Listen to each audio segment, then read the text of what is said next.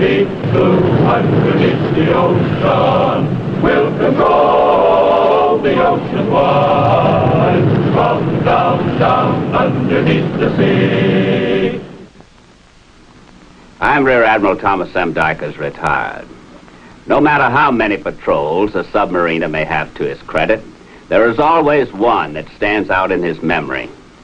For the officers and men of the USS Pargo, such a patrol was the 7th, on which we base this story. On a special assignment, the Pargo played a dramatic and vital role, one so unusual that her ship's company could never have guessed what was in store for them.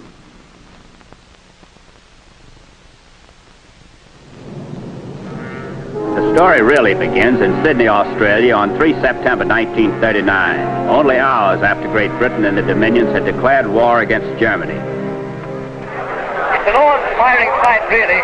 Downtown Sydney completely overflowing with people. Traffic in an absolute standstill. Men and women queuing up to enlist and serve in a war we never wanted. Paul, I didn't hear you come in. With all that noise, it's understandable. All that din in the hysteria frightened me. Carol, you should have seen it. Thousands of people, all thinking one thing. Join up. Get on with it. Get it over with quickly. You were there. Paul, did you join up? Wasn't much choice, was there?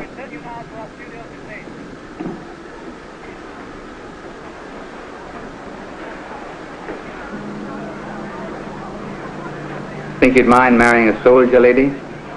Paul, don't. Even that doesn't change things, does it? Doesn't make the slightest difference. Incredible. I love you, Paul. People in love get married. Carol, listen to me. I respect your father and his work. It takes quite a man to be a missionary. But that doesn't... He only wants us to wait, Paul. We have to. At least until that's over. That could be years. I couldn't leave him.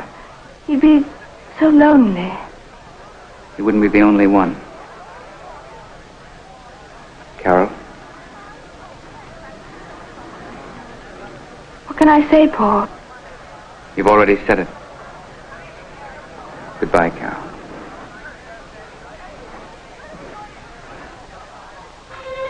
Paul Bear's estimate was conservative. In 1945, 6 years later, Australia, along with the rest of the world, was still at war. The city of Fremantle had done more than her share, being as she was a principal base for American submarines. One of these was the USS Pargo. Spick and span and shining as a result of an extensive refitting job, the submarine lay moored and ready, waiting for her next patrol. Her skipper was Lieutenant Commander David B. Bell of Washington, D.C. A former executive officer of the Pargo, Bell had been given command, and his record more than justified it. Lieutenant Creighton W. Cook of Syracuse, New York, was gunnery officer. And Lieutenant Edward D. Hogg, a former engineer from New Orleans, was executive officer. Let's recheck the last part. Replacement of pentameter log sword arm. New speed gear for the bow plane rigging. New slotted type SJ reflector. Both periscopes pulled and overhaul. That do it, Craig? To the T. As soon as the skipper gets back, we... Refit checks on all details, Captain. Fine. Let's shove off then. I sure didn't waste any time. Well, here goes number 7. 7? Ought to be a fine patrol. Well, I can't miss the lucky 7. Nice thought. Hold on to it. On 15 January 1945, the Pargo moved out of Fremantle Harbor. She headed straight for her assigned patrol area, the dangerous ground of the South China Sea. There was no way of knowing it, but the area was to earn its name.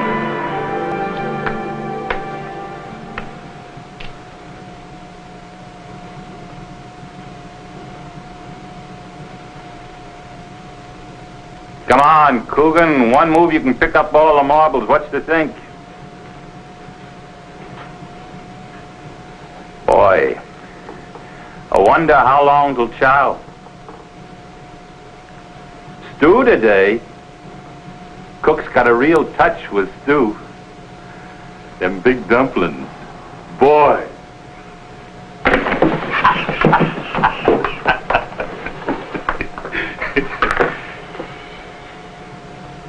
What's a looking? What'd I do? You and your practical jokes, Keller. You know how easy he gets seasick. I was just trying to help. Oh, he's been out on 7 patrols and he still gets seasick. You gotta take drastic action. It's like when a guy's scared of the water. You throw him in, either he swims or he drowns. Same kind of thinking. What's so wrong? Okay, if I play for Coogan, he shouldn't blow the tournament just because he gets sick.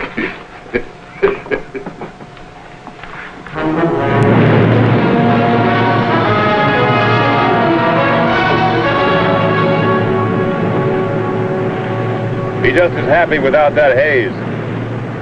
I imagine the Flounder feels the same way, Captain. She in the area? We just decoded a message to her from Perth. He's picking up 2 Australian commandos, landing them on an island. I think you know one of them, Captain. Dennis, Major Cully Dennis. I'll say I do. Wonderful fella. He's about the... Bridge, sonar sound contact bearing 010.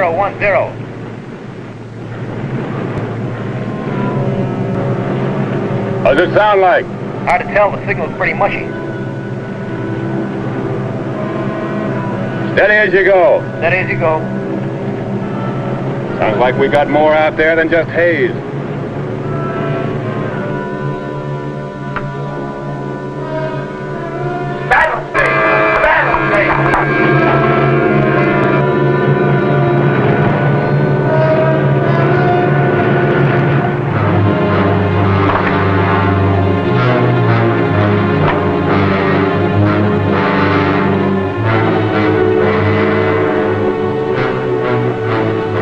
Lucky 7th at that. I got that baby just where I want him.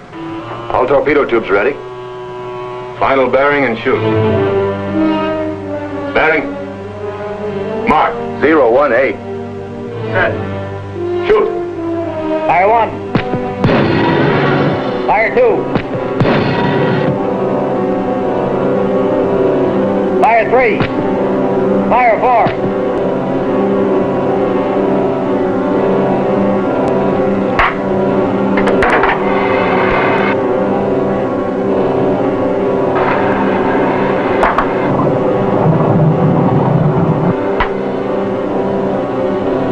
Hot and straight.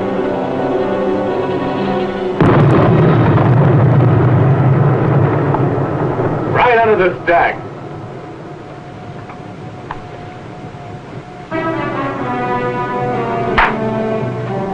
Take it east, rig for depth charge.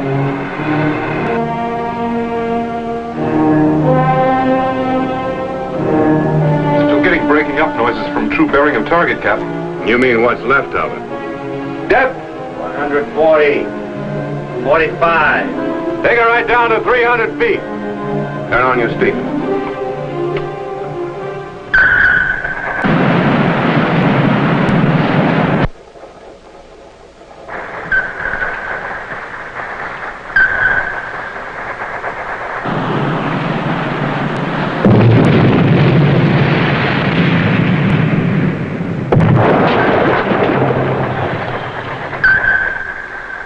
Making 3 propellers, Captain.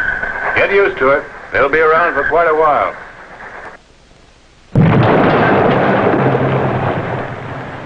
Heading? Due north, Captain. Bring her west. Steer 270. Bring her west. Steer 270. Let them do a little guessing. Captain Bell knew his business. With depth charges dropping from the 3 angry escorts, he was still evading skillfully, almost 300 feet of sea above him. The sea, however, is noted for the unexpected.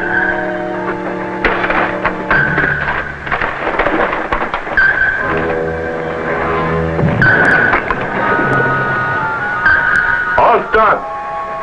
Rig for solid running.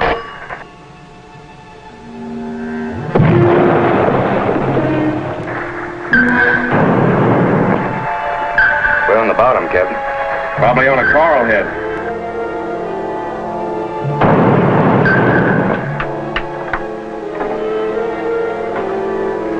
What is it? Sound dead, sir. I think we wrecked the sound heads when we hit. That's all we needed.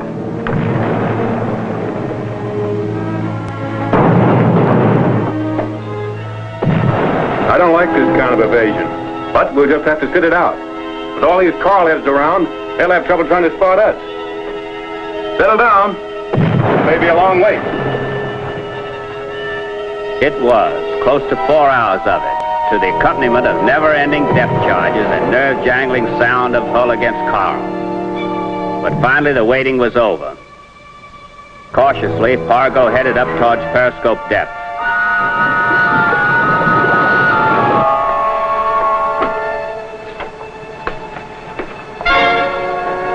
Nice empty sea. Any luck with that yet? Dead, sir. Probably sheared the sound heads clean off. Fine. Probably be the shortest patrol in history. HQ in Perth isn't about to let us continue without sound heads. Shall I get a message off to Perth, Captain? Tell them what happened. Nothing else we can do. Go ahead. Any further comment on the Lucky 7?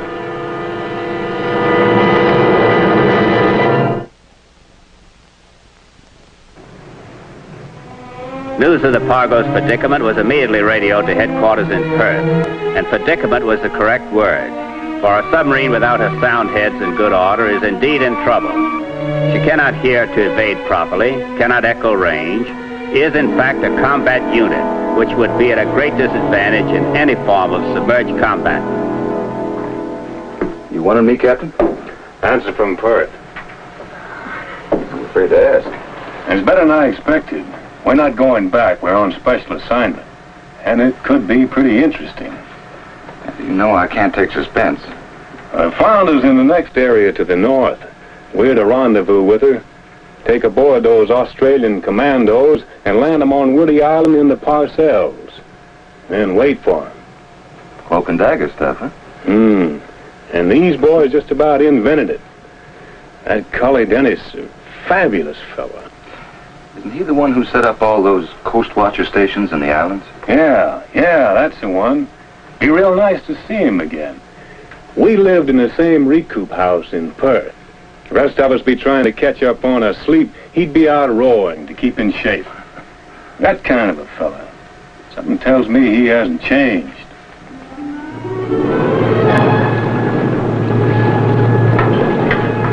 Cully, hey. Wonderful to see you again. Ready accommodating you Yanks. Dave Bell is me private chauffeur, eh? That's a bit of all right. Major Cully Dennis, Ed Hogg, my executive officer. Thank you now, Ed. This is Private Paul Bayer. Dave Bell, Ed Hogg. Private, Right now, Paul. better see what we can do about getting you bunked down. Well, don't go to any bother on our account, Carver. We can sleep stand up. We have to, right, Paul? Nah, we take better care of our guests than that. Come on. All right, come on, Paul. And this seems to be about the best way. Now, we come in here, put you and Bayer over the side in a rubber boat. That gives you about a mile to shore. Next night, we're waiting for you in the same position. Should do the trick nicely. You allowed to discuss the reason for the job? Oh, to you. See, I'm afraid our cagey friends are pulling a bit of a fraud. Patrol aircraft reported that the island's flying a French flag, though we're right sure it's Japanese hell. It's a shabby trick, wouldn't you say? If that's what it is. Well, that's what we're gonna find out. Something else on your mind, Dave? Curiosity, maybe. Knew you'd ask eventually. Paul Bayer? I figure he's quite a fella if you'd team up with him, but... I know. He's a strange chap. Really a word out of him. Just all-out hatred. But he's the best commando I know. I've seen him at work, Dave. There's usually a reason in the back of a thing like that. Yeah, there is. There's a girl. She and her father were missionaries on one of these islands. Japanese overran it. Probably still prisoners. Now, Bayer loved that girl very much.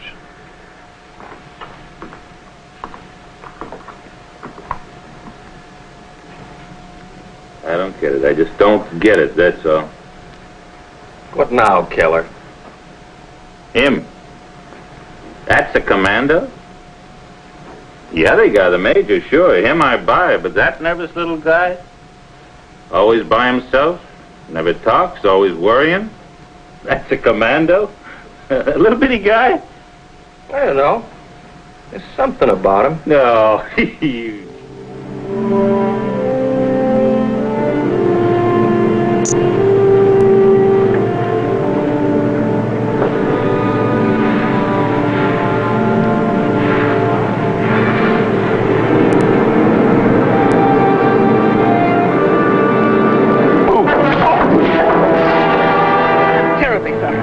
terribly sorry. Are you all right?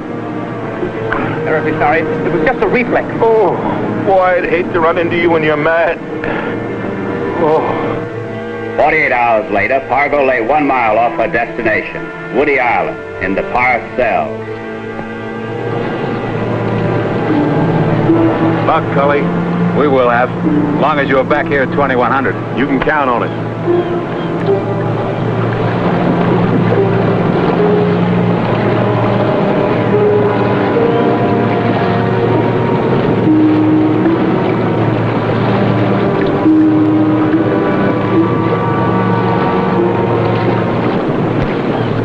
Think that island is really Japanese hell, Captain? If it is, they're unlucky Japanese. Those are two rough boys.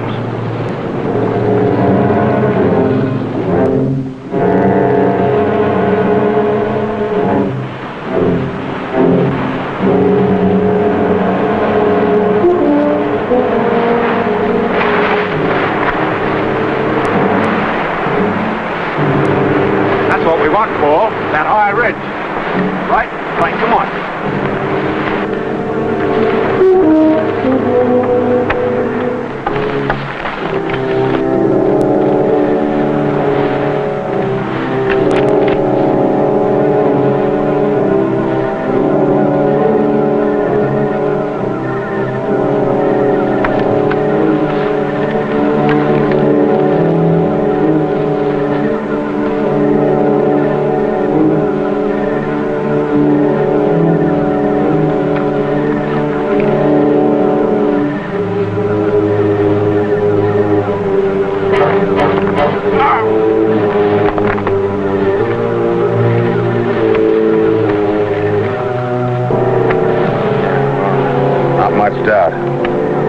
Japanese. We'll know about the rest of the island as soon as it's light. Compound should be over there. Long time to wait just for one look. Want me to go see what I can find right now? We'll wait. Yes. Oh, it's more than just a look, Paul. I didn't want to say it before and get your hopes up, but there's a good chance there's more on this island than just Japanese. Latest intelligence reports, well, they're a bit vague, but they mentioned an imprisoned missionary and a daughter. Carol? Major, is it? Possibly, we'll know soon enough.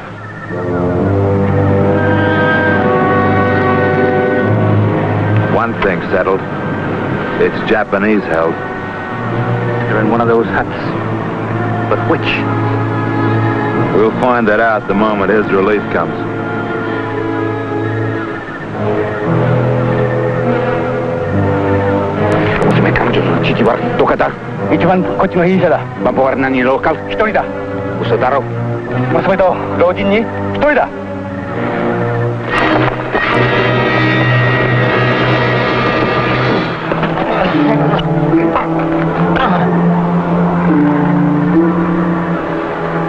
Major?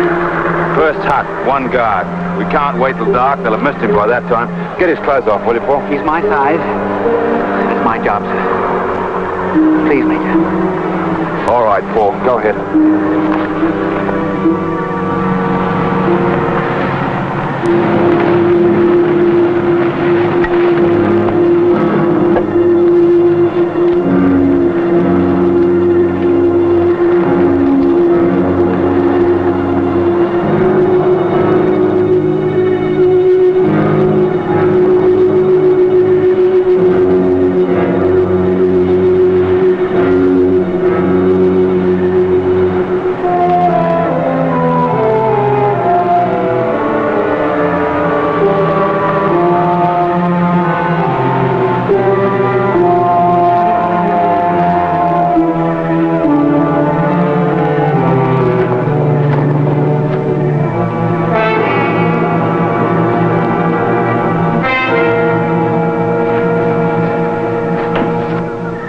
You understand, Paul. If the father's dead, chances are the girl's dead, too. I know. Well, we can't hang around here. They'll find those two guards soon enough. Best chance to get back to the beach.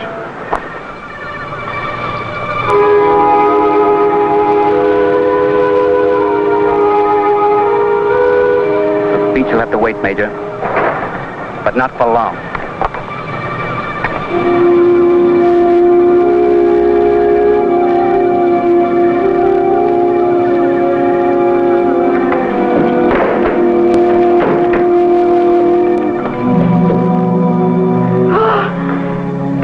Carol, it's all right. All right. Carol, listen to me.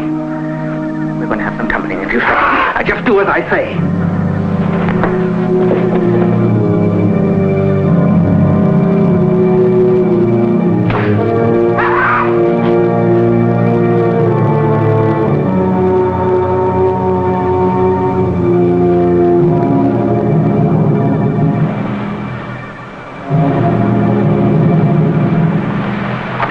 Major? No, only this one. They were looking for us soon enough.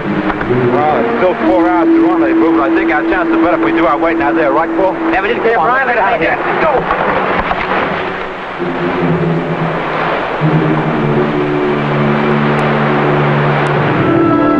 There was no waiting, however. The Pargo surfacing the moment the small rubber boat reached the point of rendezvous.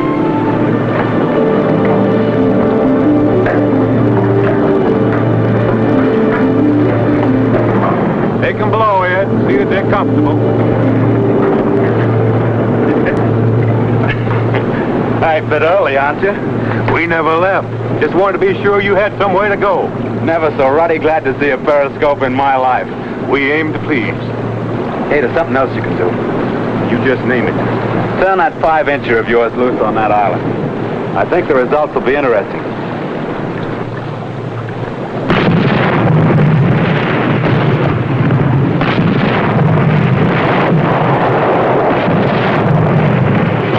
That's what I wanted to see.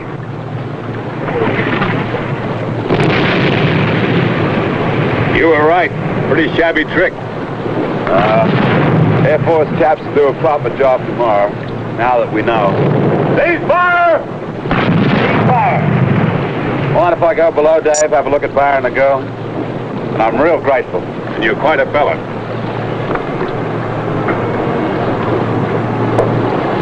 Bear and the girl all right? Holding hands like they'll never let go. That's the way it should be. Let's head for home, Ed. Right, Captain. And Ed, about that Lucky 7. You knew what you were talking about.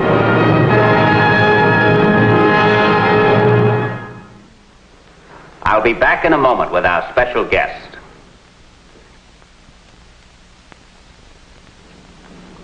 It gives me great pleasure to introduce to you the man who was actually the USS Pargo's skipper, Captain David B. Bell. Dave, I guess I don't have to ask how the Australian commandos impressed you. There seems to be unanimous opinion about that, Tommy. They were wonderful men and wonderful fighters.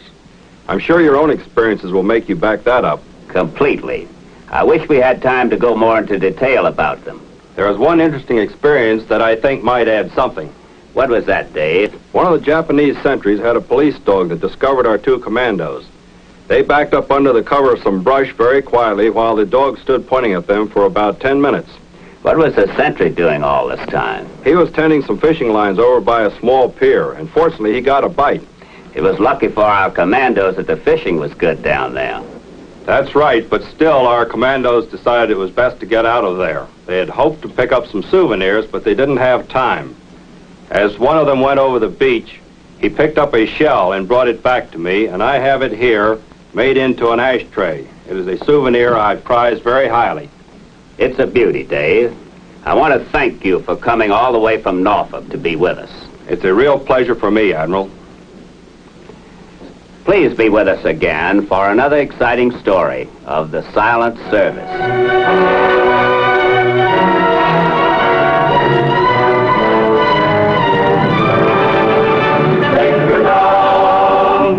And lie through the deep blue underneath the ocean. We'll control the ocean wide. From down, down underneath the sea. Safe and forth we'll pass the word in the future's yet to be. That will say, as long as there's a submarine underneath the sea. So to come. Down, go down, down, underneath the ocean. Fearless men will find me down. In the deep blue, underneath the sea.